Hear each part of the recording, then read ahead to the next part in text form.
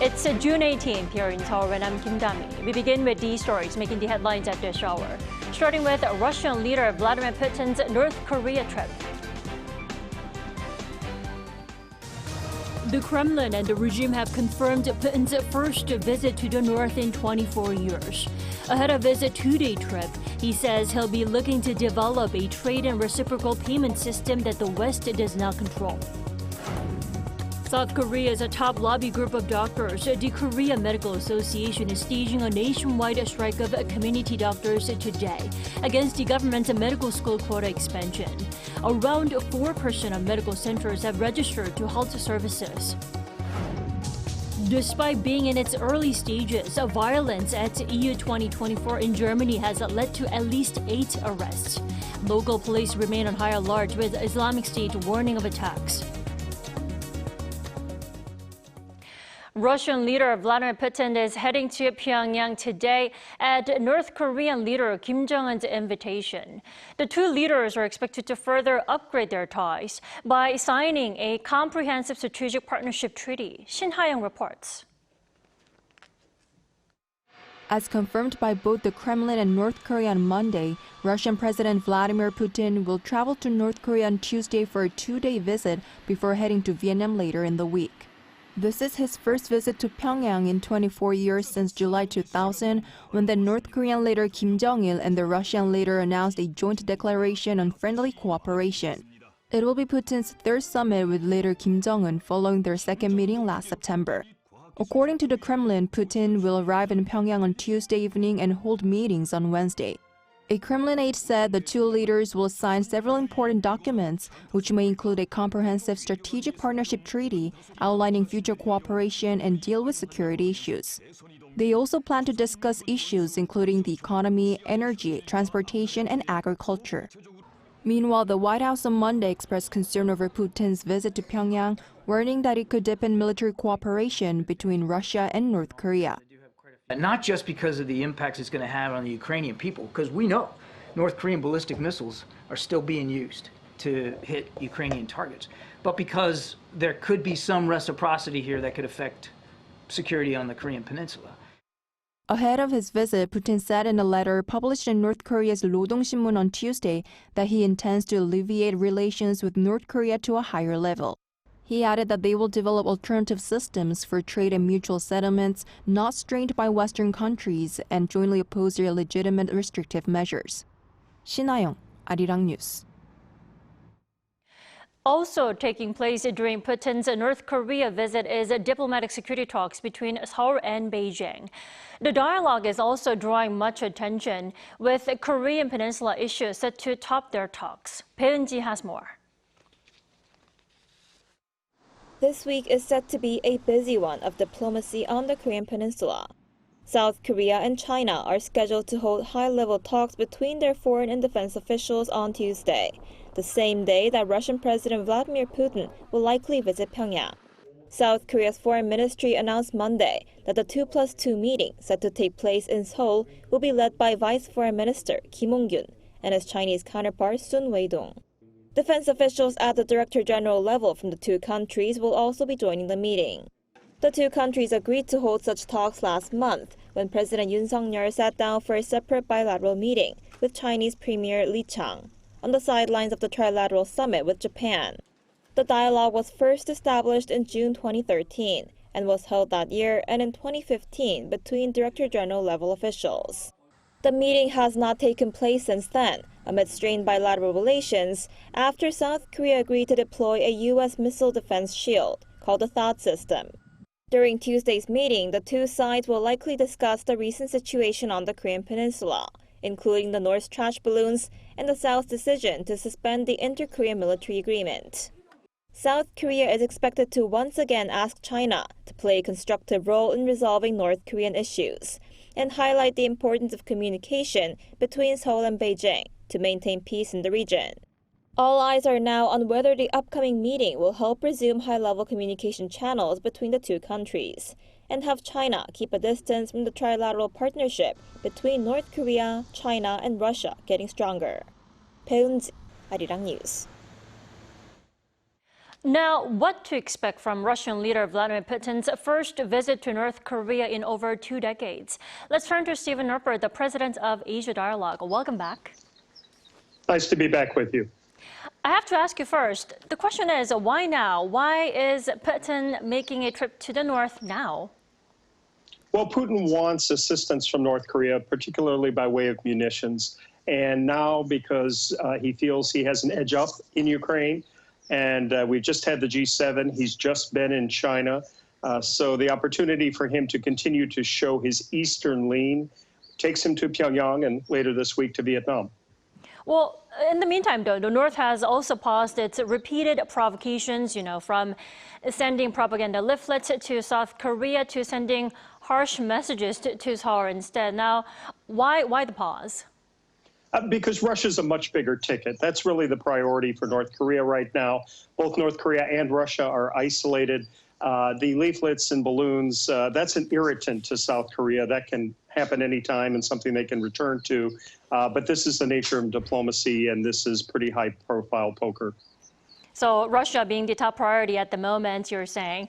There are also reports that Pyongyang and Moscow may elevate their military and security cooperation to a level as high as the 1961 Alliance Treaty. Now, let's talk more about that treaty. Well, certainly. That was a treaty that was in effect really until the end of the Cold War. It was not quite the mutual security pact that China and North Korea enjoy. It did have a promise, though, to come to one another's aid in terms of defense. But with the dissolution of the Soviet Union, that went away. It was officially disbanded and abandoned in 1995. But in 2000, there was a friendship and amity agreement that was during Putin's last visit to Pyongyang and his meeting with the leader Kim Jong-un at the time. But now do expect to see an uptick. This is all about defense cooperation. It's all about the transfer of artillery. It's about the potential use of North Korean labor in Ukrainian reconstruction as defined by the Russians. And there are other questions. Will North Koreans somehow be engaged in terms of personnel on the field? We have seen that now in terms of Russia leaning on Chechnya and other sources for troops. Let's hope it doesn't go there. But certainly there's a lot that they'll be talking about in terms of defense cooperation, all of it really oriented as a juxtaposition against the United States, South Korea, Japan, and their allies across the Pacific. Well, then I have to ask you, how much of a threat is their forging of alliance? Well, their relationship's complicated. We have seen North Korean KN-11A fragments on the field in the attack around Kharkiv. We know that they're causing injury in Ukraine. You're talking about a vast supply of munitions and artillery that are in the numbers of millions in terms of rounds. That's all very concerning to Western strategists. And it's the kind of things that complicates this war of attrition in Ukraine. It also reminds us we need to get back to a negotiating table, and we need to be talking with China, as South Korea is doing now, about communication channels. We also need to look at how to encourage the North Koreans, if they're smart with this visit, to reopen missions from other countries in Pyongyang and to welcome back the United Nations and others. Communications really are key now. They will try to exploit this meeting between Russia and the DPRK for its fullest propaganda value. But do remember that at the base of it, both are isolated, they're disadvantaged, they're the two most heavily sanctioned countries in the world right now. So they will be talking a bit about economics and economic channels, but most of this meeting will be about defense cooperation. Definitely. And of course, South Korea and the U.S. will not just sit back and watch. Seoul has actually warned that necessary measures will be taken in response to deals reached between Pyongyang and Moscow. Now, what kind of measures can there be? Well, certainly there'll be a counterbalance, and South Korea has unilaterally expressed some red lines to the Russians as recently as the last few days. There are things that they won't tolerate. There are certain contingencies that the United States, Japan, and South Korea are working on. Add on to those allies like Australia, the Philippines, India, New Zealand, and others across the Asia Pacific. And it's very much a complex. The G7 has just as part of its statement expressed concern about Russia in the DPRK. So the international community is rightly concerned about this forging of defense cooperation and what it means in terms of complicating the war in Ukraine and introducing dangerous munitions on the field, and the idea of DPRK missiles and other inputs that would not be healthy, and certainly will prolong this war of attrition in Ukraine and back Russian aggression there. Well, indeed. And what's also notable is that security talks between South Korea and China are set to take place today. That should put China in quite an uncomfortable situation, won't it? Well, perhaps uncomfortable, but I think it's an important point you're making, because China actually probably looks somewhat askance at this meeting between the DPRK and Russia. The agreements that you referenced in 1961, there was one with Russia. There was also one with China, as the DPRK played off at that time its two Cold War patrons. And certainly the Chinese are not going to want to see a strengthening of security relations between Russia and the DPRK.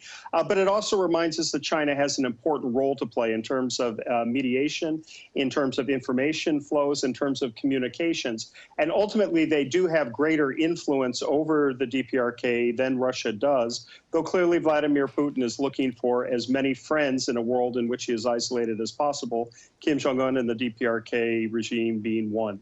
And so the meeting today will be increasingly important for South Korea-China relations. And let's hope that China is on board more in that, and not make the assumption that China will simply stand behind Russia in the DPRK, though their strategic interests right now are much more similar. They may actually be able to, at some point, play a more constructive role. Indeed. All right. Thank you so much, as always, for your insightful comments. We appreciate it. You have a wonderful day. Thank you. You as well.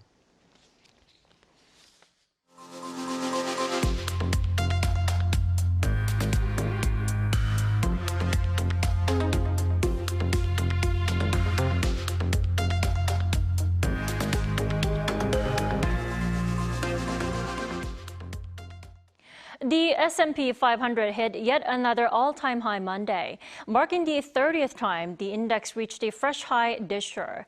The S&P 500 rose 41.63 points, or 0.77% on Monday, to close the trading at 5,473.23. The day's gains were largely driven by mega caps like Tesla and Apple, despite Nvidia edging lower. The index has been fueled all year by tech stocks, as investment firm Evercore ISI revised its year-end price target to 6,000, while Goldman Sachs upped its target to 5,600. Over half of the medical professors at hospitals affiliated with one of South Korea's major hospitals began walking away from their duties as of Monday. And today, community doctors nationwide are joining the walkout. Kim Bo-kyung has more. Concerns over disruptions in the country's medical system are worsening after professors of medicine at one of the so-called Big Five major hospitals here began an indefinite walkout on Monday. Medical professors at hospitals affiliated with Seoul National University have launched an indefinite walkout. A total of 529 professors at 4 hospitals are reportedly going to join the collective action. This is about 55% of the total. Essential care, including emergency rooms, intensive care units, and delivery rooms, will continue to operate. But with professors from all 20 clinical departments at the hospital joining the walkout, outpatient treatments and surgeries have inevitably been affected, being reduced by around 40%. While saying the collapse of the medical system has already begun, the SNU's emergency committee demanded the government to fully scrap all administrative orders issued against trainee doctors who walked off their jobs in February. It also added it would be willing to end the walkout and engage in dialogue, but only if the government readjusts the new medical school quota for next year. Amid the prolonged medical standoff, patients have to be worried. I have a cyst on my gallbladder, and this could develop into cancer. Later on, if the size has turned out to have increased, I would have to have surgery, but I'm worried I won't be able to get it. I have come for dialysis, and I'm worried it could be halted. The professors' walkout comes one day before a nationwide strike of community doctors slated for Tuesday, organized by the country's biggest doctors group, the Korean Medical Association. The collective action is expected to expand, as medical professors at 3 hospitals affiliated with Yonsei University also plan to halt most services beginning June 27th. Though the doctors' pressure is getting stronger, the government is still firm on the issue. President Yoon urged officials to thoroughly prepare emergency measures to cope with the collective action, calling it an illegal rejection of their work duties. The government previously urged hospitals to request a review of their compensation claims if they suffer losses due to the prolonged crisis. Kim Bo-kyung, Arirang News. Despite measures to prevent violent scenes that have marred previous football tournaments, police said Euro 2024 in Germany have already had to deal with serious incidents. Lee Seung-jae has the details. The UEFA European Championships is one of football's biggest events, with the 2024 edition being held in Germany. And despite efforts by authorities to put a stop to hooliganism seen at previous tournaments, the opening round of the competition has already witnessed some violent scenes. Just before the Netherlands-Poland match on Sunday, a man wielding a pickaxe close to a Euro 2024 football fan parade in central Hamburg was shot by police. While authorities said the incident wasn't football-related, police are investigating the suspect's motive. Sunday also saw a massive brawl break out between English and Serbian football fans, involving 150 people before England's 1-0 victory. 1 English fan and 7 Serbian fans were arrested. Police say the fight broke out as English fans were trying to enter a steakhouse in Gelsenkirchen in western Germany. Although it's unclear who provoked the brawl, chairs and tables were being thrown, with several fans and at least 1 police officer injured. Police promised tight security throughout the tournament, with Islamic State having already called for attacks. With 2.3 million tickets sold for matches in stadiums across the country and some 12 million fans expected at outdoor viewing fan zones, German police say it will focus on the threat of terrorism, hooligans, everyday crime, violent criminals, and also cyber attacks.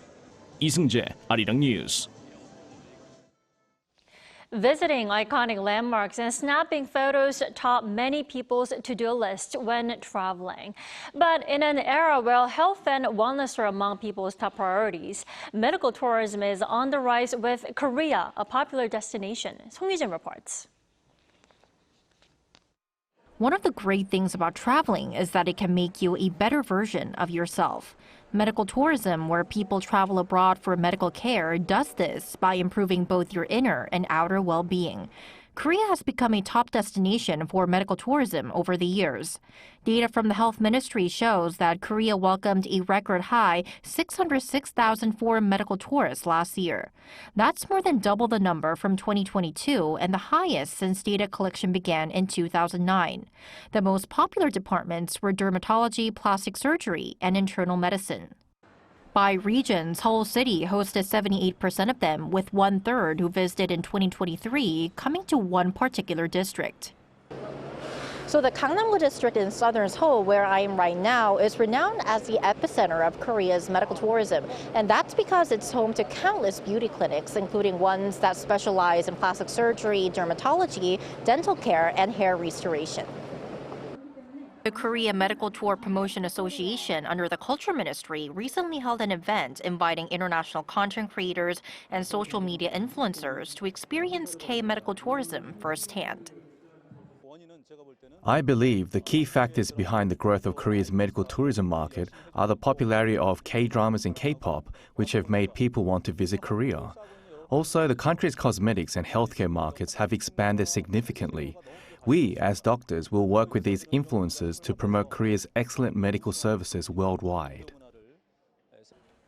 High-quality yet affordable services are what makes Korea's medical sector stand out.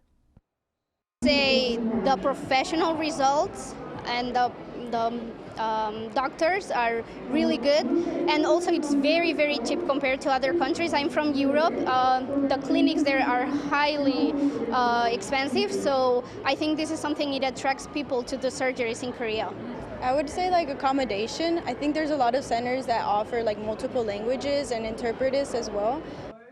Korea aims to host a total of 700,000 medical tourists per year by 2027. But what can be done to achieve this goal? The global medical tourism market is expected to keep growing due to its high value. It's crucial to develop the unique advantages that only Korea can offer.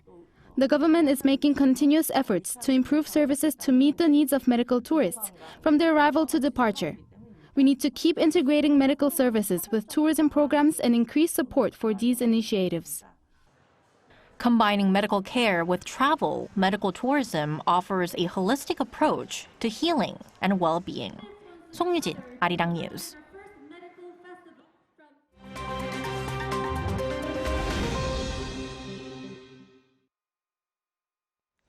Good morning, I'm Kim Jong-un, and now we turn off to stories from around the world.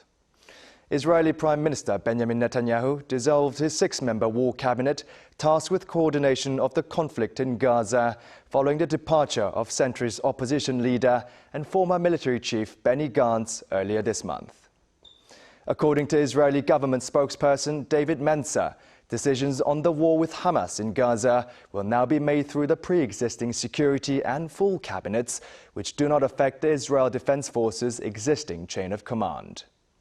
After clashes in opinions, two former IDF chiefs of staff, Benny Gantz and Gadi Eisenkot, resigned on June 9th, with Gantz commenting that Netanyahu's leadership was preventing us from approaching true victory. Netanyahu informed ministers on Sunday night that the war decision-making body would be dissolved rather than bringing in new members. Israel's war cabinet was formed shortly following the October 7th attack by Hamas, when the then opposition party leader and Netanyahu's rival, Gantz, joined the coalition in a show of unity. Benny Gantz is now back in parliament as an opposition party leader. Now moving over to Germany, German prosecutors announced on Monday what they're calling the country's biggest ever cocaine bust. Authorities said they seized 35.5 metric tons of cocaine between April and September last year, worth some $2.7 billion from several container ships, and made 8 arrests following a tip-off from Colombia. As part of the OP Plexus operation alongside Europol, 25 tons of the narcotic were found at the port of Hamburg, while 8 tons were seized in Rotterdam, the Netherlands, and 3 tons were confiscated in Colombia. The cocaine was reportedly hidden among vegetables and fruit. 2 Germans, 2 Turks, and others from Azerbaijan, Bulgaria, Morocco, and Ukraine were among those arrested. Following a migrant shipwreck in the Mediterranean Sea off the Italian coast, 64 people were reported missing, while 11 were rescued, according to the Italian Coast Guard. The UNHCR, the IOM, and UNICEF released a joint statement saying that the shipwreck took place around 200 kilometers east of Italy's Calabria, involving a boat that departed from Turkey 8 days ago, which caught fire and capsized. According to the UN agencies, the survivors and missing people came from Iran, Syria, and Iraq. The German aid group rescue ship said that an additional 11 migrants died in a second shipwreck, where the group's rescue ship picked up 51 people, including 2 who were unconscious, and recovered 10 bodies trapped in the lower deck of a sinking wooden boat. The governor of the U.S. state of Maryland granted a mass pardon on Monday to 100,000 people with more than 175,000 low-level marijuana convictions. Democrat Governor Wes Moore said that we cannot address the benefits of legalization if we do not address the consequences of criminalization, while stressing that the state's drug policies have a disproportionate impact on people of color. The mass pardon comes after Maryland residents voted in a November 2022 ballot referendum to legalize the use of marijuana by adults. While possession and use of marijuana remain illegal under U.S. federal law, 24 states have legalized the recreational use of the plant-based drug under local laws.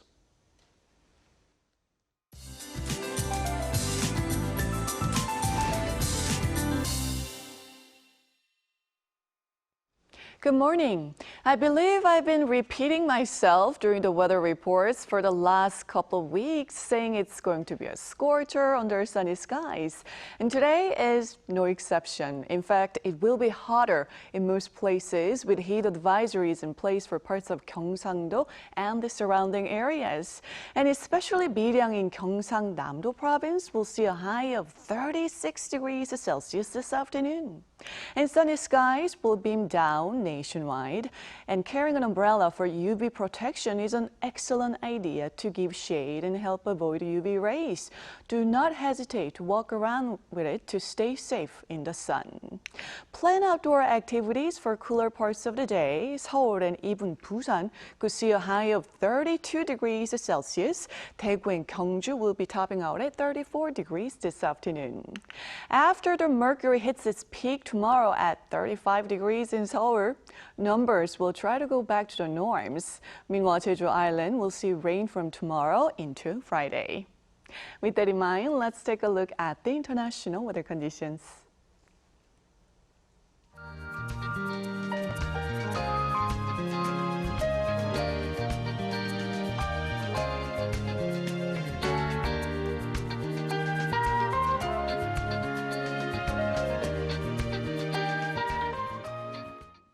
We thank you for watching New Day at Arirang. We will be back tomorrow at the same time, 9 a.m. Korea time.